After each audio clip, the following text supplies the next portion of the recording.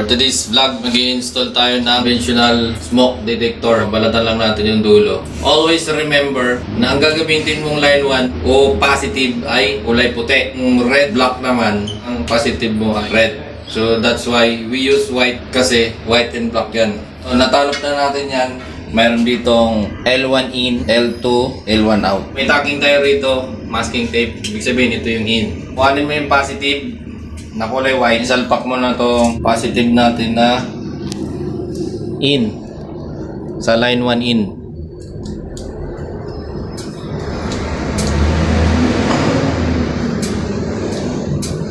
Make sure to tighten it properly.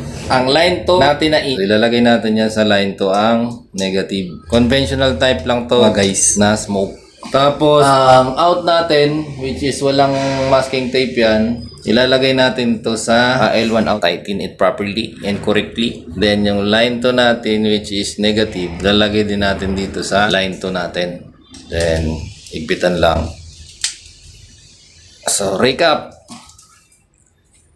yung in natin papunta sa, yung positive natin ay papunta sa L1 in. Tapos ang positive natin na papunta sa out, nilalagay natin sa L1 out. Then ang negative natin, parehas ilalagay natin yung sa line 2. Ngayon, dahil sa time na ikakabit na natin to, i-screw na natin yung device. Okay na yun. Screw it properly.